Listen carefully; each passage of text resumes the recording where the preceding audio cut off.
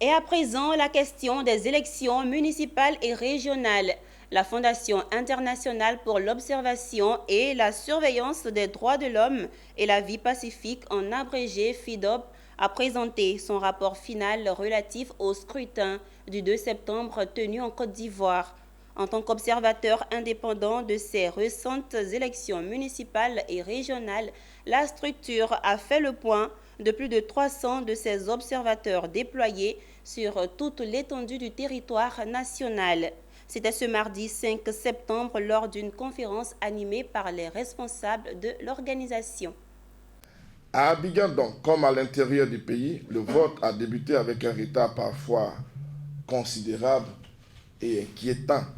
Ce fut le cas notamment au plateau, au bureau de vote de l'école Pigé, où le vote fut ouvert après 15 heures pour se clôturer autour de 21h10, ce qui même a été témoigné par le docteur Bogalu même sur le terrain. Et ce qui a amené même le président de la CI à annoncer officiellement la fermeture exceptionnelle dans ce bureau de vote. À Gagnoa, dans le bureau de vote de Godé-Abré, qui est un village de la commune, il a ouvert à 12h05, soit plus de 5 heures après, plus de 4 heures après l'heure légale d'ouverture. À Dabou, le scrutin a débuté à 11h au lycée Le Boutou. Les raisons de cette ouverture tardive des bureaux évoquées et constatées, l'arrivée du matériel, le retard de certains agents de la CI, le désordre dans certains bureaux de vote.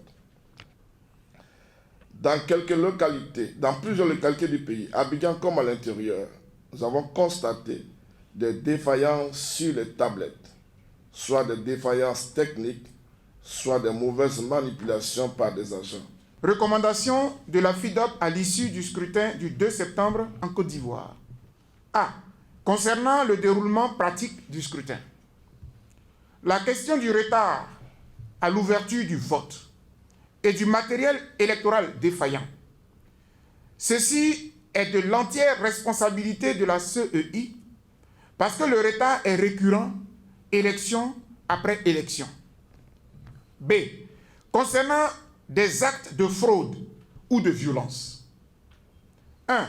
À propos de la fraude, les bénévoles de l'OIDE ont certes reçu des alertes de tentatives de fraude, mais aucune fraude n'a été formellement détectée.